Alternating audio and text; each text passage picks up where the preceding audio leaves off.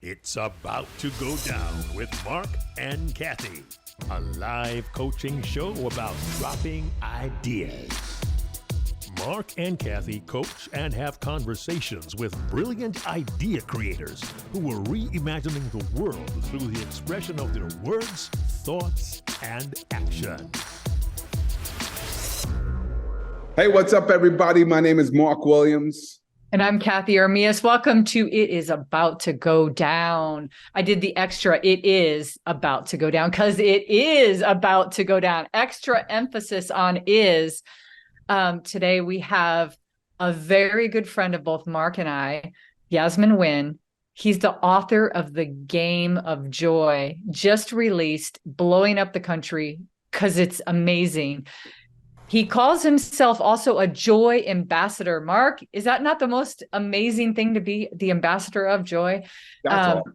It's amazing. So Yasmin's been a friend of mine for over a decade, I think now. And I just love him. I'm so happy to have him on our season finale. Yasmin's going to be talking to us today. I love this.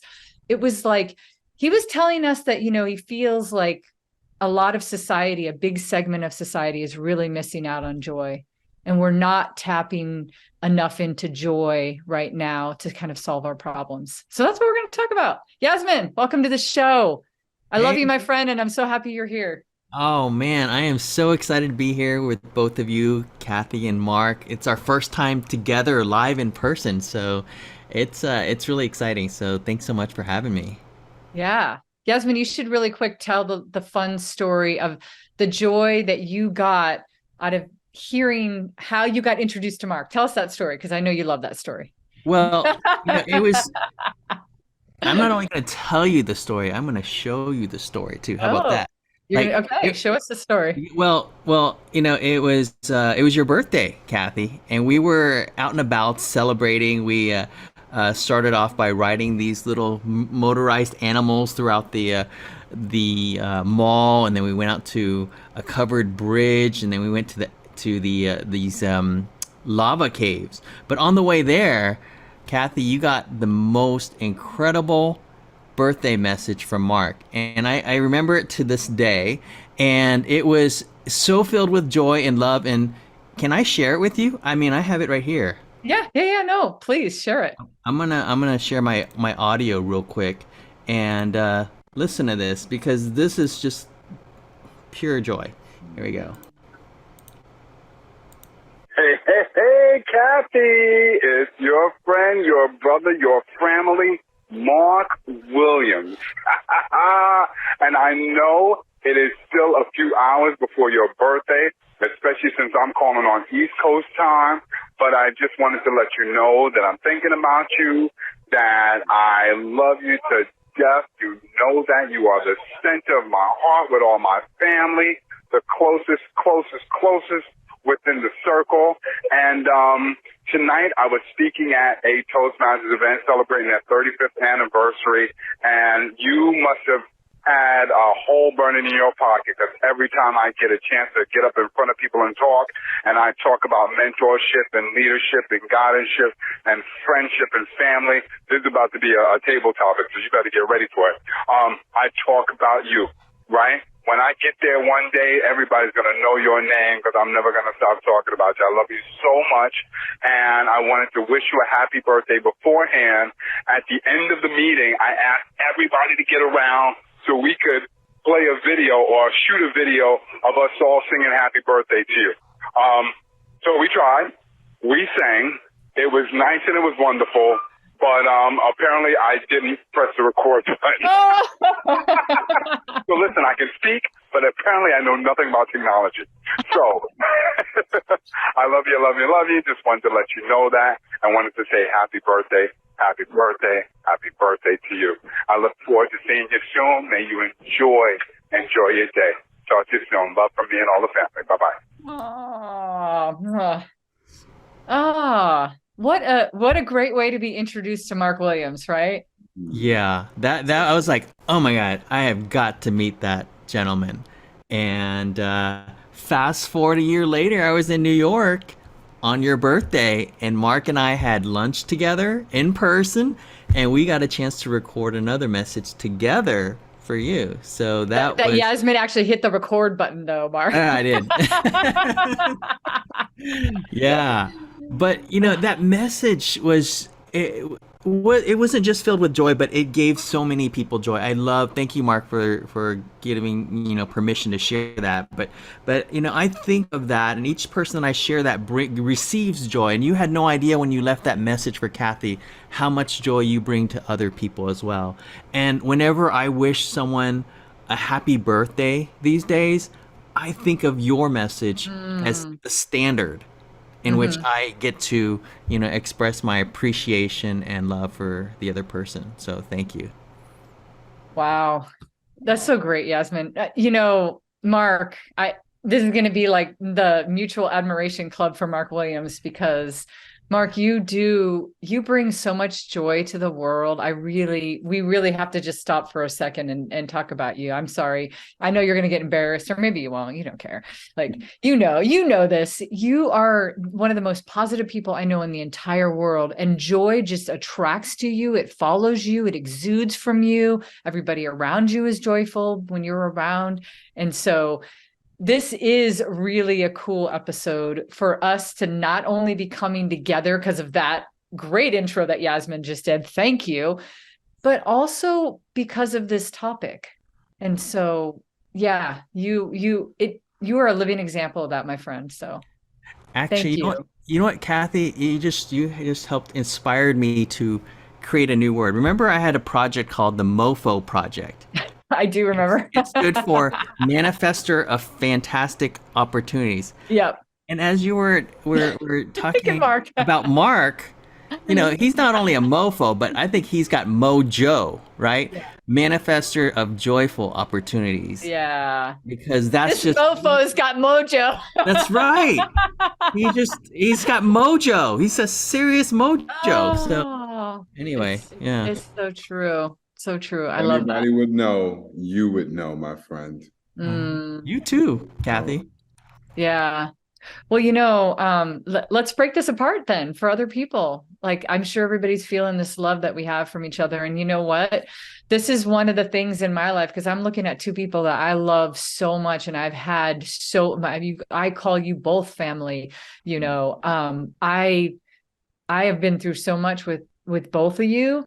And you are two people that I can personally name. You'd be on my list of the top 5 of people that I would look to as my closest friends and family, and people that I experience a lot of joy with.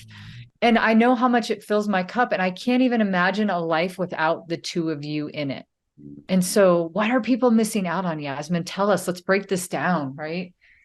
Well, that's a great question, Cathey. I think that when it comes to life and the experiences that we have in this world, when we think about joy, one of the things that I think we're stuck on is believing that joy is something that's out there. We're waiting for joy. We're hoping for joy. And what I've discovered on my journey traveling around the country, talking to hundreds of people, and studying this particular subject is that joy is something that we can create. It's within us. And each of us have the agency to do so. But unfortunately, sometimes we're asleep or we're susceptible to the circumstances of our life that we forget that we have that superpower within us. And so, my mission, my passion is to help remind people and show them that, hey, joy is there waiting for you. You just get to play the game and create it in every moment. And I love that both of you live your lives creating joy in as many moments as I get the chance to see you. Hold on, I already got to ask. Because for some people, it probably seems to come so natural, right? But for anybody out there who, for whatever reason, might be struggling with this, right? They're missing out on it. And I don't know if there's an easy answer to this question, but I'm going to ask it. How do you create joy? That's a really good question, Mark. I asked myself that same question. In fact, I had asked myself, what is joy first? And that took me on an 18-month road trip around the country. I drove 21,000 miles to any city that I could get to, and some cities that I didn't even expect. And on that journey, what was interesting was I was looking for joy.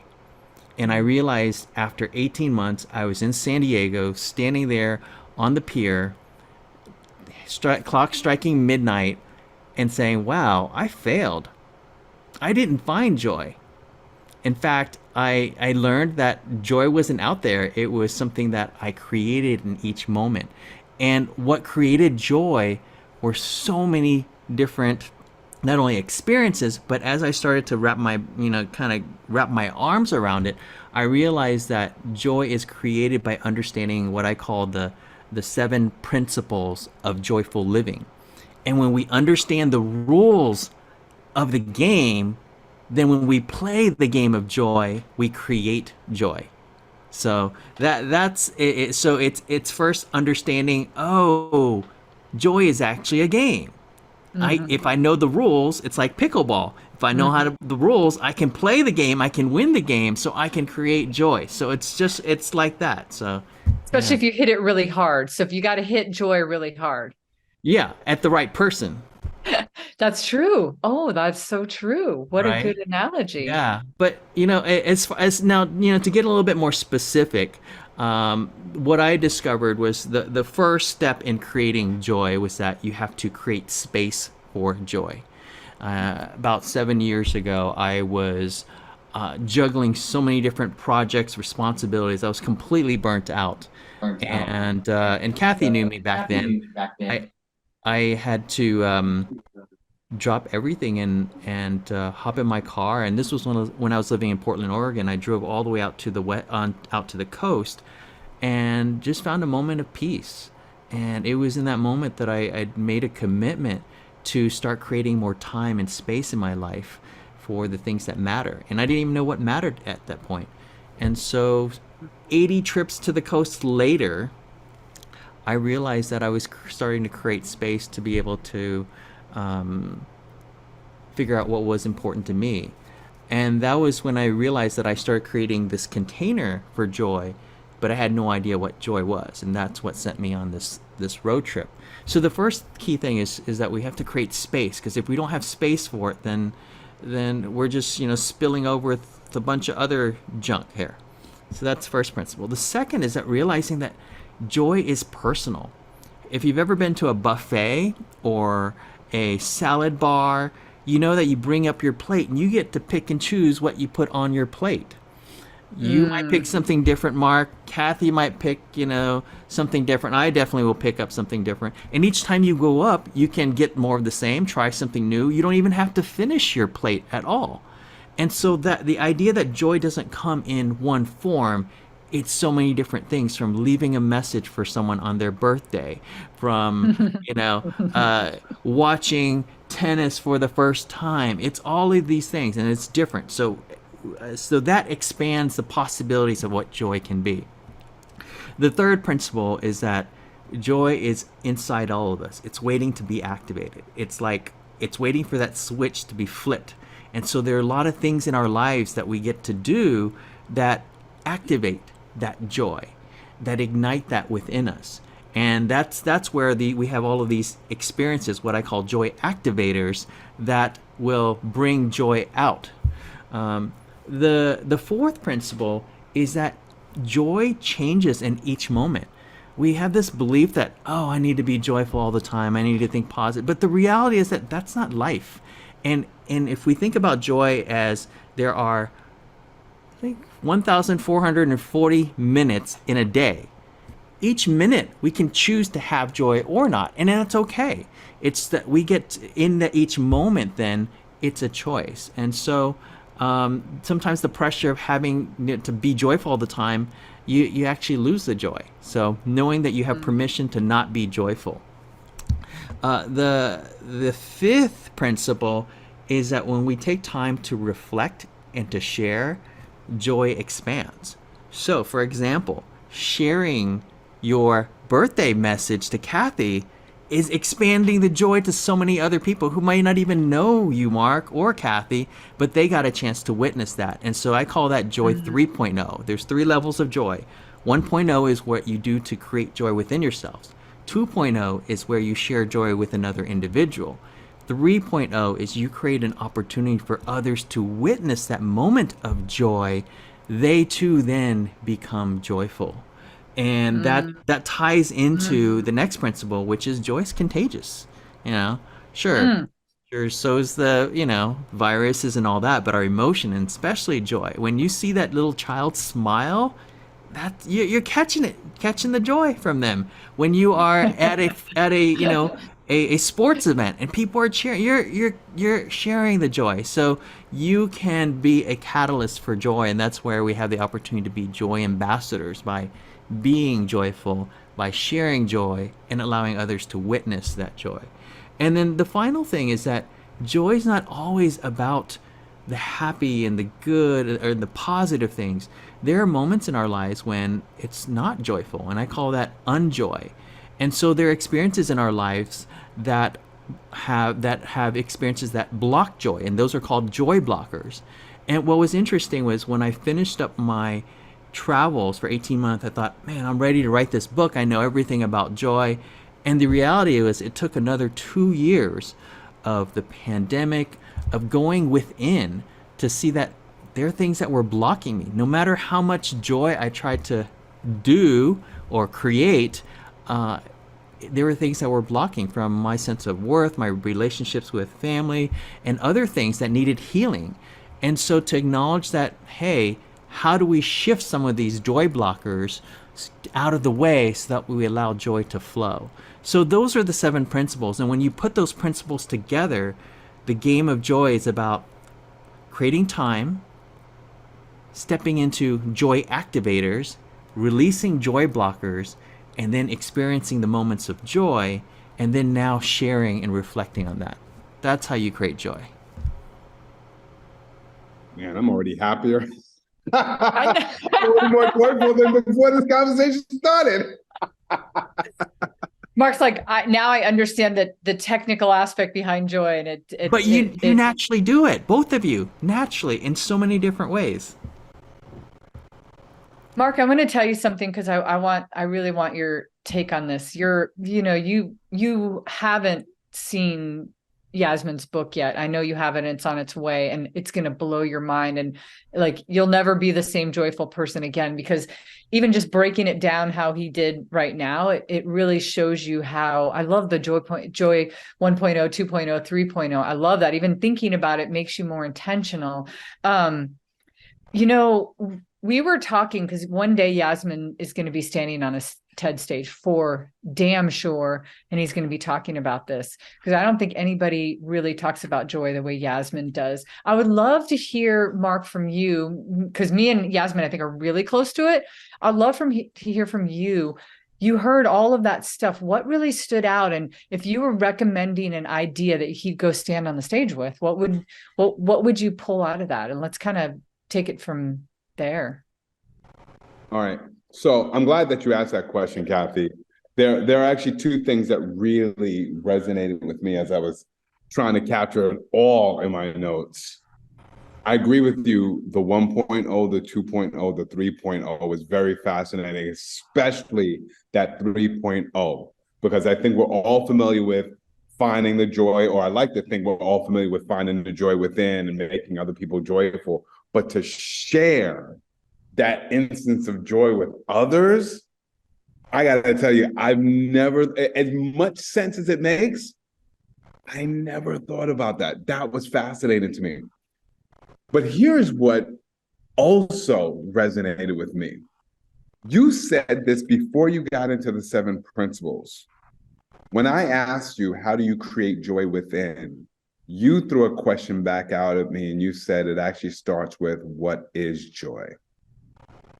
And that made me wonder, without reading the book yet, how much, actually as simple as possible, what is joy? Right? It makes me wonder, like, how do people actually define joy? If we're supposed to start with joy, or start with what is joy. How do you define it? How should we all be defining that? Are there different definitions? That's a great question, and that goes back to the second principle, which is joy is personal, right? Joy is you. The way you define joy is different from how I define it, but it's a positive emotional feeling. But what aspect of it?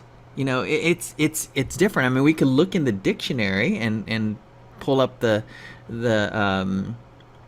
exact words, but again, I can talk to 100 people and ask them what is joy, and they can point to 100 different things. Mm-hmm. Yes.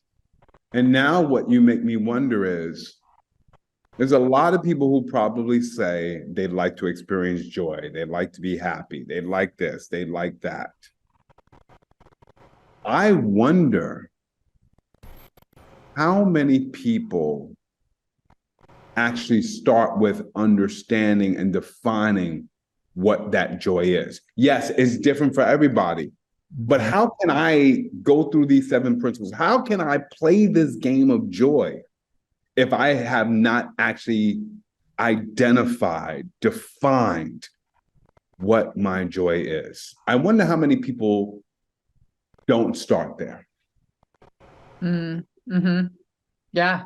They make an assumption of what joy, they make an assumption. I was even thinking, Yasmin, when you said, well, you could look up you could look this up in a dictionary and find the meaning. I'm like, yeah, somebody wrote that. Like, that's somebody's opinion, that, somebody wrote that and defined, Right. Came up with the definition. But, one thing that really has always really resonated with me really hard is that it can be gamified. I don't think a lot of people think about that. I think that was a pretty simple yet powerful concept that Yasmin came up with. Is so powerful. Businesses use gamification all the time. Anytime you're part of a reward system or anything, like gamification used within the gaming industry, of course, right? Like ways to win at levels and the ways to achieve things. I mean, you can see it in social media and, it's kind of everywhere. It's a really powerful human tool to make us, kind of be interested in something and go after it.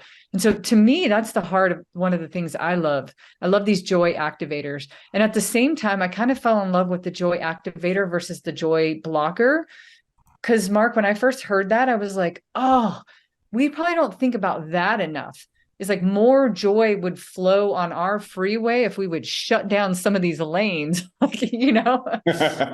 need to close a couple lanes, and then the joy would flow faster on my freeway. Is my thought. And so I think that's also a pretty unique thing that Yasmin really was able to identify. It's a fascinating question though, Mark, because I think of it like when someone says, "What is good nutrition?" Is it eating no carbs? Is it, no sugar? No, yeah. sugar? What is More that? protein. Yeah. And so it's there is an element of it's very personal, but when we explore the idea that joy gets activated within us, when we discover what those activators are, we start to discover elements of what joy is for us. For example, when we do acts of kindness, for some people, that's joyful. When we go and run like 100 miles, for some people, that sounds horrible. For others, whew, man, a sense of accomplishment, that's joyful. For others, it may be the opportunity to be with someone where we're having the hardest time in our lives and we're able to open up and know that they're there to just listen, accept us, and we can be open and vulnerable. That too is joy. Being curious, that's joyful. So there it's nebulous, but we can at least get our fingers on it when we are able to kind of break it down to the clues that joy leaves. Mark, when you just gave your, like, I'm gonna give a major shout out to Mark, just spoke on the world champion of public speaking stage in the Bahamas this summer. and had a beautiful, one of the best speeches I've ever heard in my life. And, you know, he talked about love. And one of the things that he said in his speech was, you know, he quoted an African singer and said that, you know, what is love? Like, love doesn't exist. Only acts of love exist. And I feel like, Marc, I don't know if you agree with me, but in the same space, I feel like it would be the same. It's like joy only exists to the user, to the one that's, you know, and so it only exists when there has been some kind of act of joy that's activated within your soul. And I really love that, because it means it's free for anybody. It's free anywhere. You get to define it. You get to, for like Yasmin said, for one person running 100 miles, they're like, woo, Marc, you and I did like the I'm gonna die, you know, thing. And so yeah, exactly. I don't know. I really like that component to it.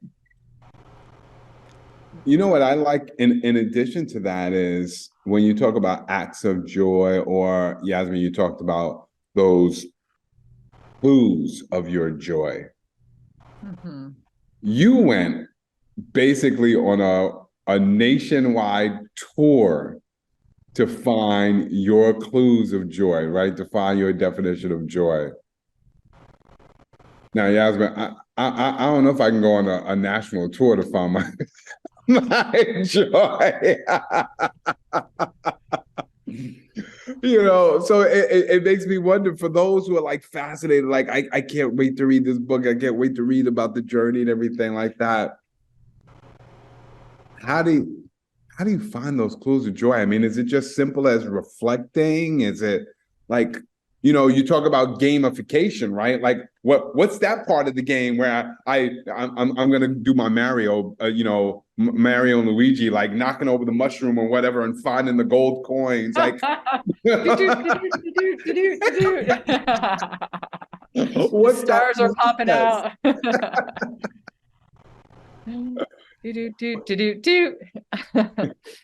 I think that joy is something that's innate within all of us. You know, even as a child, we probably were more connected to joy than any time of our lives. We weren't worried about consequences. We laughed, we cried, we did whatever, but it was there with us. And joy is always there with us. I always like to say joy is like the sun. It's always there, but sometimes we don't see it because there are clouds that are in the way. And those clouds are our life experiences, our beliefs, you know, are the joy blockers. But it's always there, and we know it. We feel, when you stand in front of the sun, you feel the heat, you feel the warmth. That's what joy is. You feel the warmth. You know it. You might not be able to articulate it, but you know it. And I think that's a clue when you're aligned. And there are periods of time when there's some experiences that may be joyful in a certain time of your life, but no longer is. But then there are other things that then become joyful. So it's this calibration throughout life to that sun, to that warmth, to that connection. Then you talked about the blocks, and Cathey, you had mentioned that too with your metaphor of, you know, get it off the road. What I'm wondering, what comes to mind for me is just focusing on the joy blockers for a second, because I think we can all relate to that concept. And I think what's very difficult for people is when they come across those joy blockers, right? Because it's like, it's hard to ignore it. It's hard to not look at the clouds. It's hard not to look at the car crash instead of well, you shouldn't look at the sun, but that's a whole nother topic. Not good for your eyes. Right. And close your eyes. How you know, what's the idea around getting around the joy blockers? Yeah. Because they can be real magnifying. Sometimes we cannot stop thinking about the things that are ripping away our joy. Right. That's so true, Mark. And there's that quote, what you resist persists, right? And when it comes to joy blockers, we have to acknowledge them. And in many ways, I like to think of it as that martial arts aikido, right? Where it's not like you're trying to defend or push it away, but what you're doing is you're moving with it, you're shifting it, you're taking the energy of it and you're allowing it to pass you, but you got to process. So for example, one of the biggest joy blockers is judgment. So many of us live in a world in which we limit ourselves based on our fear of how people are judging us or how we're judging other people too. We can't be ourselves. We feel like we have to speak, we have to do certain things because of this judgment. Now, how do you shift your relationship with judgment so that it may still exist, but it doesn't hold power over you? And so one of the ways in which we can think about judgment, and a lot of these are mindset shifts, is judgment is a way of being discerning then. It's not necessarily a judgment saying you're good, you're bad, but it's just a discernment of this is aligned or this is not aligned. And when you shift and you take up the power of it saying that maybe you're unworthy or less or whatever, then now you're just like, oh, well, we're just not aligned. I am discerning that there's a difference and we're not a match. So that's one way of shifting that type of joy blocker. Another one, for example, is attachment. Attachment to specific types of outcomes or attachment to how things have to happen.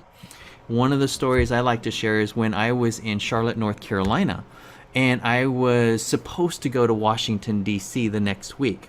That was the plan. That was what I wrote on my map. That's what I put on my website and said, I'm going to be in D.C. Well, things happened. My friend that I was supposed to stay with got sick.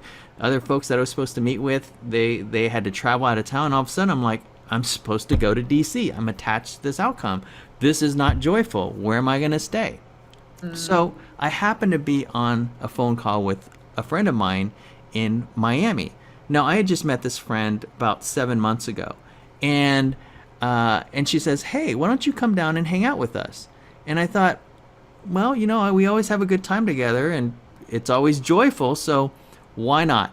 So I took a 14-hour detour in the opposite direction to go to Florida. I get there late at night. We're sitting there. We're having dinner together.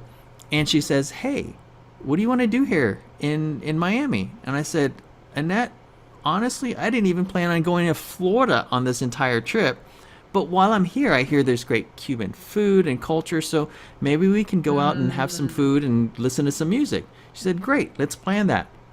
A couple days later, I'm in her office. She is doing some work, and I'm helping her with some marketing. She has a travel company where she helps send people to Italy and Spain and France and Cuba and all these places. And I said, hey, I think you could use some videos to help you market your business. She said, well, how do I do that? I said, well, you take a camera, follow someone around, ask questions, and edit the videos. So her boyfriend, who's sitting next to us, he says, you want to go to Cuba this weekend? And I said, what? He's like, yeah, you want to go to Cuba? So she hops online, 30 minutes, books our flights, gets everything all planned. 4 days later, we're on a plane to Havana. We have the most incredible time in Cuba. And I come back, and, of course, I had to drive 30 hours to get to D.C. But the point of the matter is attachment was the joy blocker. And to release that attachment, to being open to new possibilities, shifting that joy, opened up a whole new world of joy. So, those are the types of things. Other joy blockers, unworthiness, comparison. That happens so much, especially on social media. Comparison is just a challenge. Hey, challenge to say, hey, I might not be there, but it's a challenge for me to be there sometime in the future, or look how far I've gone. Guilt, fear, helplessness, illness, those are all other joy blockers that we can shift. People, other for people. For sure, yeah.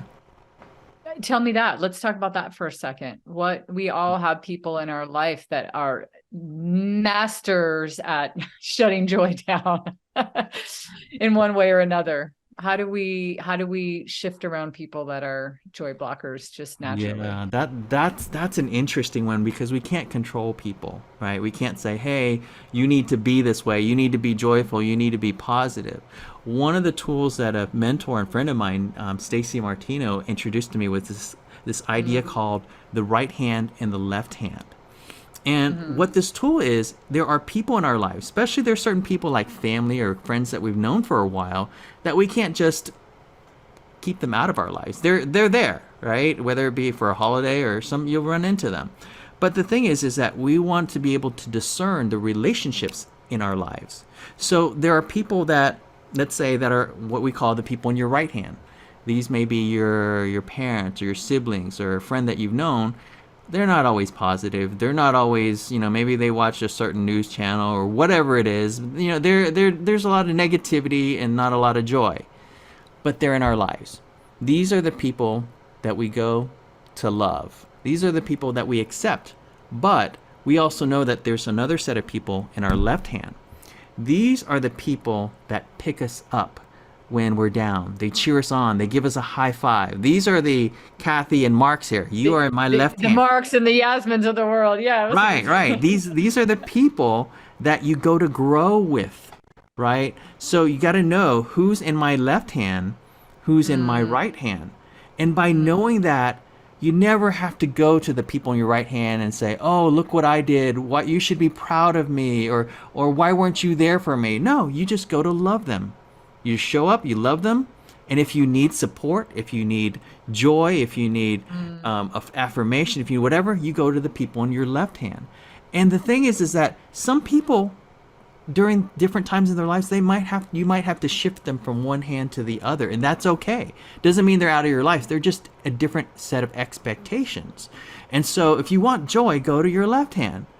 You can still get joy to the right hand. It's just you have to shift how you experience joy. You get joy by giving. You get joy by loving, but not expecting anything back. But it's when you confuse them, that's when you cause pain. That's when you cause, unnecessary stress. You block your joy. And so having that discernment. Yeah, I love that. Are you in my left hand or my right hand? And by the way, is my left hand full of people or is it my right hand full of people? Maybe it's time to fill up the other hand. Get more, yeah. So that's one way of navigating people in our lives that may be joy blockers. Marc, something blew up in your brain. Tell me. Just like it really just blew my mind, that whole metaphor, and what it got me thinking about. And I guess one of the blocks in my head was sometimes the people on the right side, it's like, okay, I just need to give them the joy. I'm not going to them for joy. I'm going to them to give joy. And yet sometimes I wonder if we get caught up in this reciprocity. Look at me being an English teacher. This reciprocity. Right? Yeah. Where it's like, but Yasmin, I'm giving you joy. When you going to give me my joy? Right? And it's like, that's a block sometimes. Like we want to receive from the same people that we give to. Right. Yeah. And so that you have an attachment. Attachment. I knew it was coming. You're attached to that outcome. We're diagnosing you, Marc. You're attached to that outcome that they have to give you joy when you can go get as much joy as you can from this hand. Yeah. And that's where it becomes the game, right? That's what I love about looking at it differently. And that's why it was so mind blowing to hear about the blockers, because Yasmin's like, and Marc, he's so right? I don't know how many times I've texted you and said, "Hey, can we talk?" And then I get on the phone and we talk, right? And it's because I inadvertently, not intentionally knowing, oh, I've got a bunch of people on the right hand over here that are just sucking the joy out of my life right now. And I just know you're my quick, if I want 100 points of joy right there, I just call Marc Williams. Exactly. Right. So I love that, Yasmin. And I think that's why your book and your idea is so valuable. That's why I'm super excited for you to give it as a TED Talk. Because I think joy itself is kind of a very much talked about topic. Lots of people have talked about joy, but the way you break it down, it's simple, it's powerful, it's different.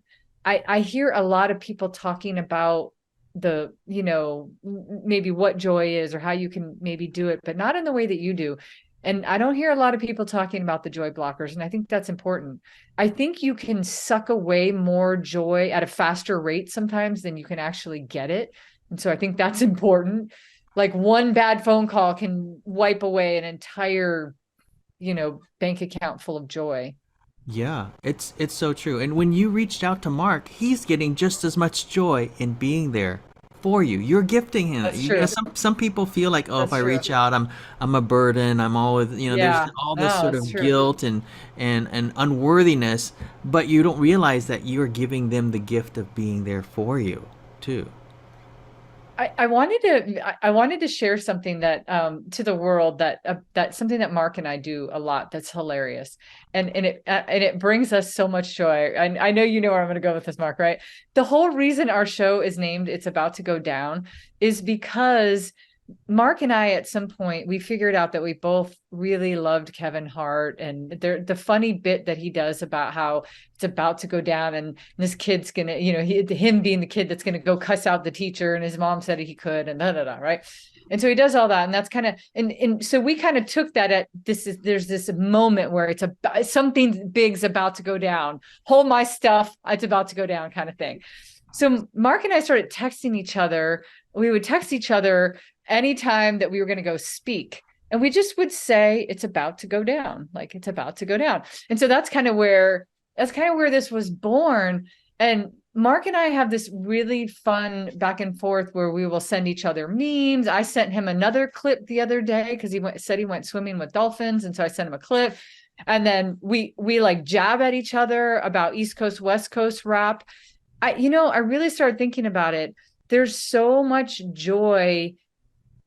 We don't even have to get on the phone. There's so much joy that goes back and forth in these interactions. And Yasmin, you and I have the same stuff. You're like I hardly ever get on TikTok, but when I do, I'm like, Yasmin sends me this thing the other day. There's a robot playing. Somebody made a robot do the AI playing pickleball and like, killing this point. And it's just like cracking me up,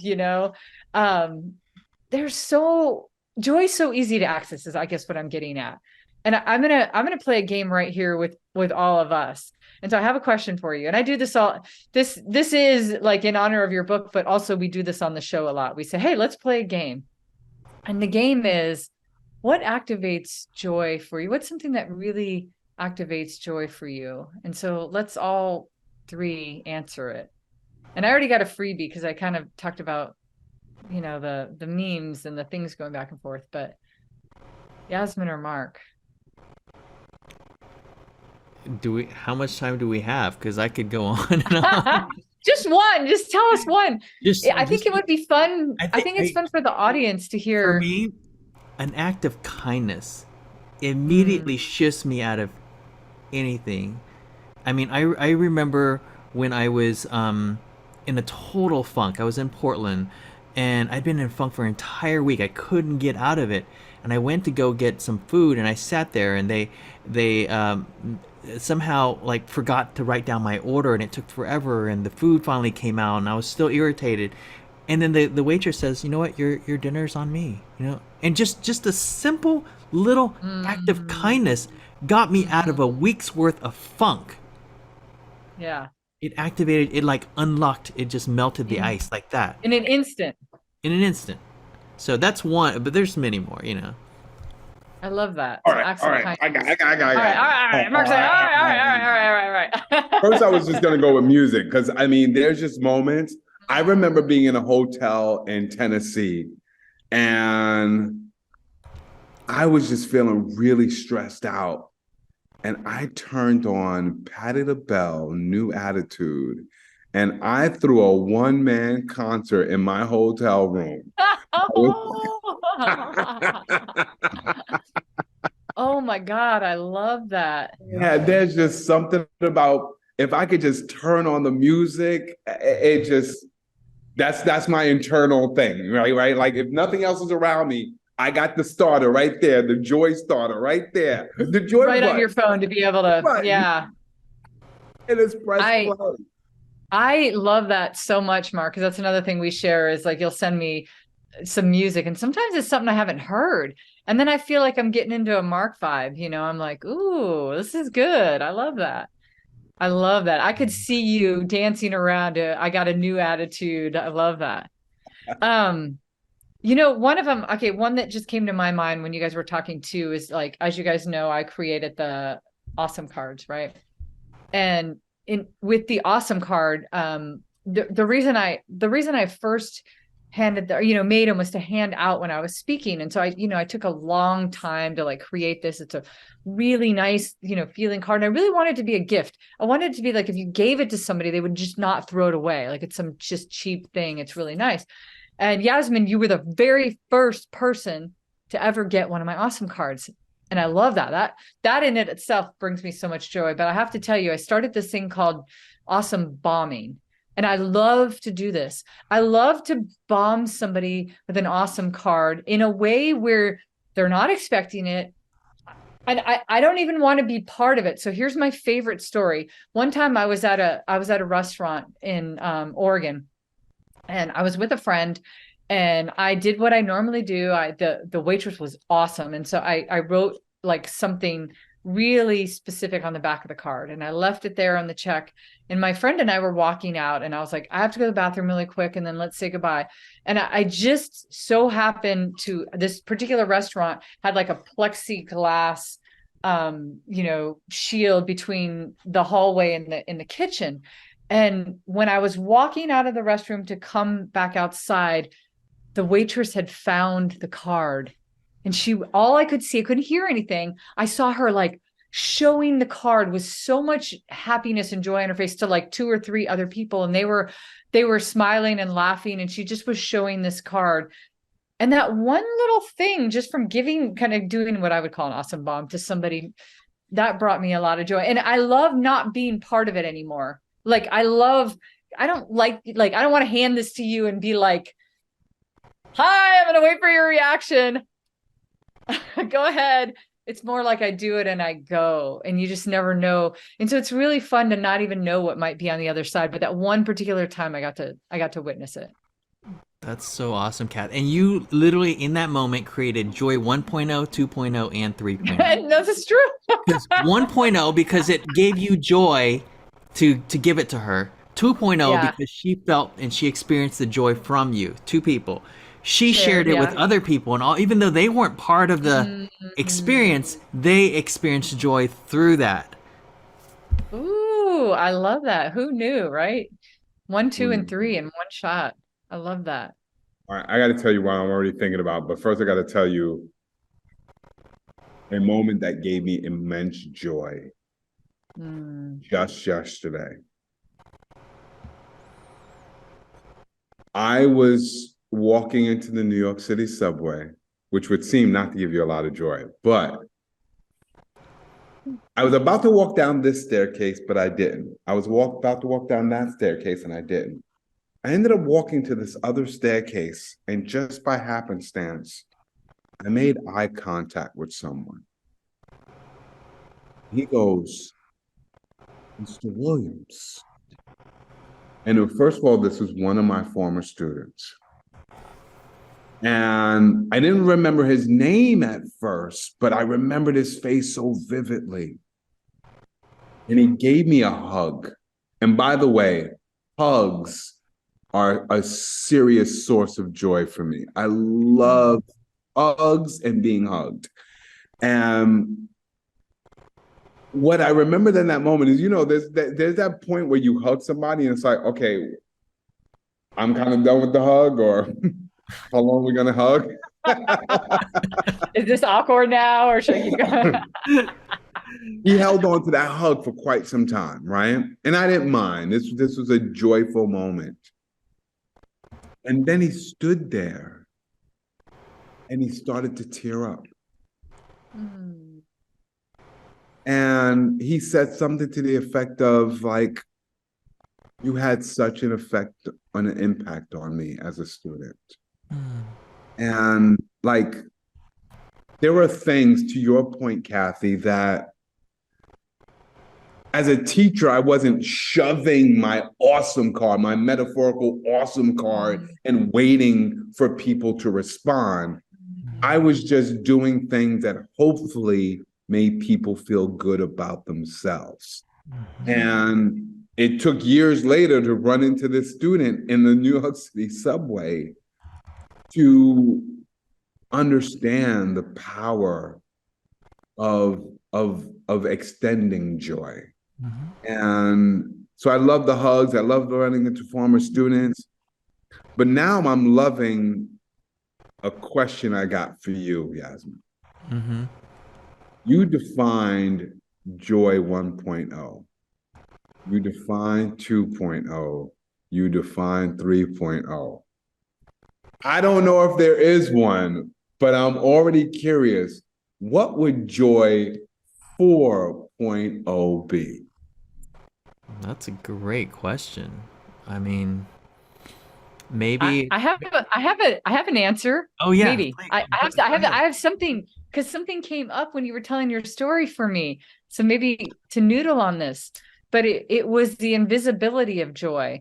It's when it's present and you don't even know it's there. It's like you and Marc, you've done this several times. You've created joy in several of your past students. So this is nothing new for you, but there's so many people out there that their life has been affected and that you don't even know it right now. And I think that level is a level that it's like, I don't even know how to explain it, but it's invisible is the term I was thinking. It was invisible. It's there. It's like, and sometimes you get to see it. Like when I saw the lady with the card and you run into somebody, but sometimes you've created it and it's out there growing and it's, yeah, I don't know. That's my thought. Yeah, along the same line, Cathey, I think when you think of joy, you think about dropping the rock in the pond and seeing the ripples. What if joy 4.0 is you don't even have to drop the rock? It's like a mind you get to like Right? Like what if joy just happens? You don't even have to do anything. Oh, it becomes You don't even have like to, yeah. I mean, it's like everything everywhere all at once, right? Metaverse, but I don't know. I don't know what that looks like, but what if you just don't have to drop the rock at all? You know, do you know anybody who comes to mind who, when they just walk into the room, you feel happy? Yeah. You feel joyful.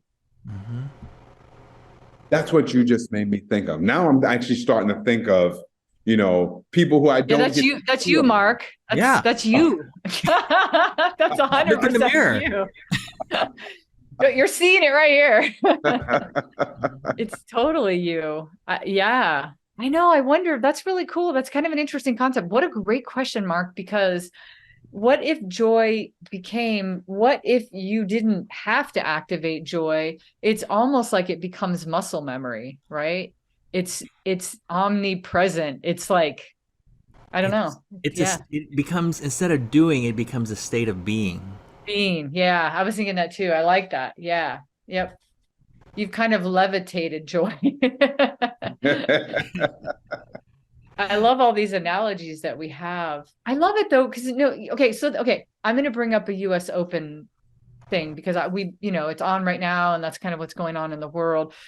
When you watch any high level athlete, they say that athletes do things sometimes like they're completely out of their mind. They're not thinking about what they're doing. They're just doing, and it becomes so second nature. They're like oddly like hyper focused in the moment and able to like read something that's going to happen and just perform at such a high level.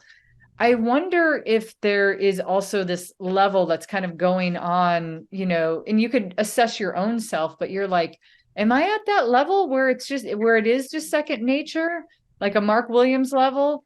Or am I at another level that I really have to intentionally activate it over and over? And so that's fascinating to me. I really, because for me personally, that would be a goal. I'd be like, I want to be Marc Williams. I want to walk into a room and have a smile so big that it just lights up and that it just is there. I don't know. Yasmin, what do you think about that? Well, I think you're introducing a little joy blocker there, which is comparison. Mm. What if Oh, well, what if just yeah. being you, what if being in this moment is joyful and it's joyful enough, and then in the next moment that you're just as joyful as much as you can be, or whatever, and you're just being you. You're doing you. It's not a comparison. It's having a joy hero. I disagree. Right. It's You a can joy aspire. hero. You can, and that's what it is. You're aspiring to, right? Yeah.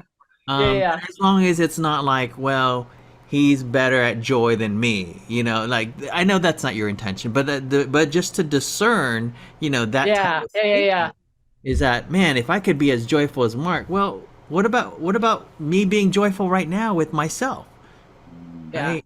So I don't know. I love all these things that we're talking about because some of them are just really, they're things that you have to look at inside of yourself. And if you want to grow as a person, or, and you want to be able to navigate life will never look the same in one chapter as it did in another chapter. And so you have to always kind of refigure it out. And to me, this makes me think a lot of how I can, personally navigate that. You guys both know I'm writing a book called Heartbroken but Happy. I'm in the midst of writing it right now. And so I would categorize myself, Yasmin, as a happy person, as a joyful person, just if I had to like go happy, not happy. And so to be able to hold space for something heavy and be able to be happy at the same time, or joyful, is something that I really have loved having you in my life, because you've given me these tools that I can practice it. yeah, is that the title that you've picked already, Cathey? Heart. Mm-hmm. What, and this is just out of curiosity, is the title with the word but versus and happy. And Yeah. I think you've already told me this. Like, you've already kind of expressed this to me: heartbroken and happy. I don't know. I like it. I don't know. Quick poll. What do you think, Mark? And we're going on a left field here, but or left turn here, but it is an interesting thought. And I'll tell you the reason why after Mark shares why I'm asking. Yeah, go ahead, Mark. Tell me what you think. I've heard so many things around the word but, and how it becomes the contrary to, and it's interesting that the word and kind of pulls everything together. It doesn't negate being heartbroken, right? It kind of says it's okay to be both. It's real to be both. Right? You don't have to choose one side or the other. There are times when you got the right hand open and times when you got the left hand open. Although if you caught that on video, I completely mixed up my hands. Right. Because maybe not. I'm so joyful, I'm not even thinking about right hand and left hand. Might have looked okay to us.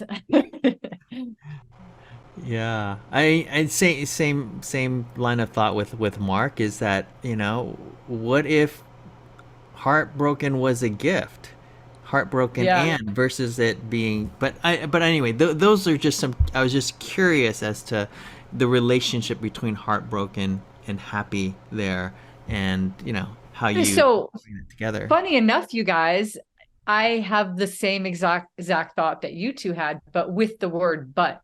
Because so sometimes negative things hit at more of an emotional level. And that was the intention behind the but, was like heartbroken, but also happy. So that was, and there's no tone in a title other than whatever you graphically put, but that would be the tone of it. It's like heartbroken, but happy, like that they are mutually holding the same space. Yeah. I love that too, because you're meeting people where they are at, because sometimes for most people have a discernment that I don't want to be heartbroken, I want to be happy, but you're meeting them there. So it's a tough call either way. It's a toss up. I know. What's interesting about it, if it were the reverse, Like as soon as you explain that, and I put the reverse in my head, and I'm like, oh yeah, it does have that effect, right? If I said happy but heartbroken, they're like, I'd feel so much like I feel so sorry. It's like, oh, but Yeah. man. So if you reverse, it's like heartbroken but happy. It's like, oh, Yeah. yeah. That's what I was going for. Exactly. Is more of that, but Let's do that. it's Let's do that. it's It's probably so interesting, just the way my brain works, that if you flip it Mhm. and sometimes look at the reverse, sometimes you can see what you want to see, right? And sometimes we have to look at things in the reverse.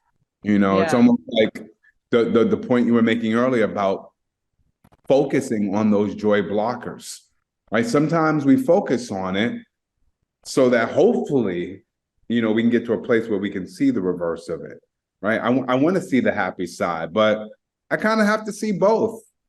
It's really important. Yeah. Well, and when we talk about joy, though, it's not one or the other because, like I mentioned before, we have 1,440 minutes in a day. How many of those minutes are joyful and how many minutes are not so joyful? And that can vary. And so you get to accumulate as many or as few moments as you want, but it's not all, black or white, joy or not. And so it's a spectrum throughout your day over the course of your life. Yeah. But can I ask you this question? And this one is going to be inspired by a close friend of mine who said something. Okay. He says, I never have a bad day. I may have bad moments, but I'll never have a bad day. I love Right? that. Mm-hmm. So, can you have a joyful day and yet have unjoyful moments? Absolutely. Yeah. Yeah, as long as you make the choice. Yeah. What does it take to have a joyful day? Is it one moment? Is it 1,000 moments? You don't know. But that's your own, you answer that question. If I have 1,000 crappy moments, but at that one moment that you listen to Patti LaBelle or that moment, when you're given seeing that waitress with that card, that one moment made that a joyful day for you. Yeah. Wow. I love that question, by the way. What does it take to have a joyful day? Yeah, I like that too. I love that a lot. Wow, we can go down a joyful rabbit hole. Yeah, we can. Oh my gosh. We really can. We really can. And I do want to start to, ask you, Yasmin, how this conversation has resonated. But I would be remiss if I didn't bring this up as well, because you made me think of it. I remember walking down the hall one day, and to Cathey's point, I'm walking down the hall. Hey, how you doing? Good morning. And I'm sure there's some people like, oh my goodness, can you put a cap on all that joy? Right. Tone it down. Right. Can you tone down the joy? But one person asked me, how are you like that all the time? And I kind of just said, well, that's just who I am. And for a moment, I felt like I robbed her of an answer she was looking for. Because if it's just me, then how can she attain it? However, this talk about joy 4.0 is not necessarily about me telling her how I find joy, but it may be somehow passing on to her, or I don't know, by osmosis or whatever, helping her to find how she can be her own 4.0 of joy. You have to activate it, right? Yeah, like being able to tell somebody, like, find ways to activate it. buy Yasmin's book for one. Well, yeah, learn the game, play Actually, the game. I mean, we got a Joy Jedi master here. You know, he doesn't even have to move things. He's just like, there's Joy. I love it. A Joy Jedi Master. I love that. I love that. here's the book. This That's is this fun. beautiful book. Look at this. Yasmin on the back, our Joy ambassador. This book is amazing. I'm not even like, it's not even like a here's a plug. It's just like this book is literally life-changing for somebody to be able to look at joy in a different way. It's awesome. Well, here's a testament of how much you have inspired and influenced and modeled joy for me, Cathey. I went through and I counted the number of names that I have in the book, and you appear the most, hands down. Your name throughout the book. He's like, joy blocker, joy blocker, joy blocker. No, I'm just kidding. No, that's, oh my God, I feel so honored. Really? That's so nice. Yeah. Aww.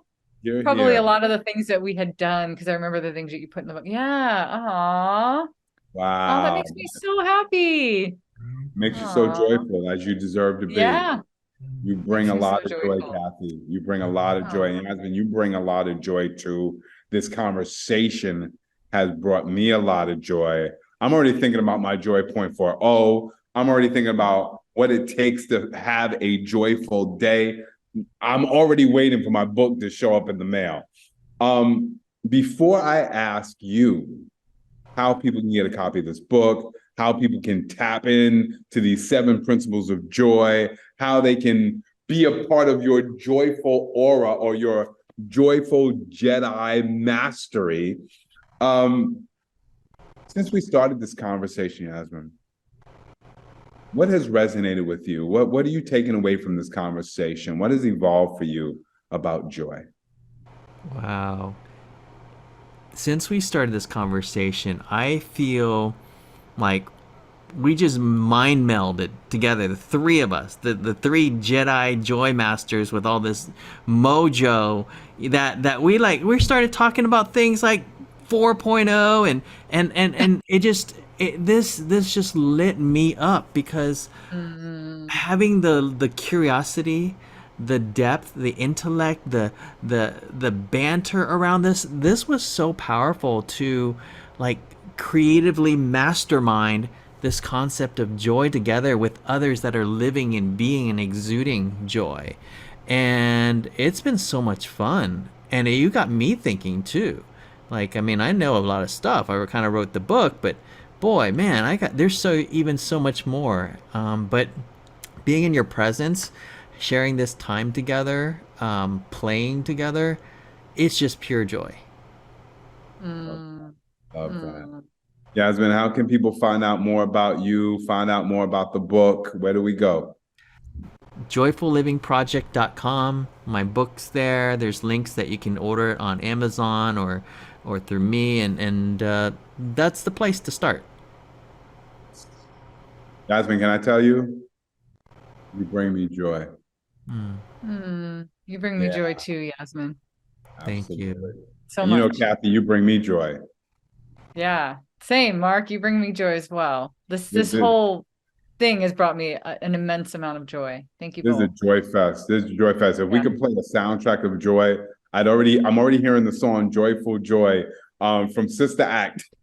Oh yeah. Oh. Most definitely. Well, listen, to everybody who's watching, if you want to be a part of this joy, have a joyful idea conversation, or you know somebody who would enjoy, how many times can I say joy? Enjoy a conversation with Cathey and I about an idea that you can share with the world. Go to our website. It's About to Go Down show. Check us out on YouTube and all of the different platforms so you can watch old episodes. This is an experience that is beyond joy for me. And Cathey, I couldn't tell you enough. Thank you for sharing this idea and creating this journey for us to be on. And thank you for always thinking of me when you've got a friend who's in town in New York and you're like, you got to go out for lunch. You got to walk across the bridge, because I would not have Yasmin in my life if it was not for you.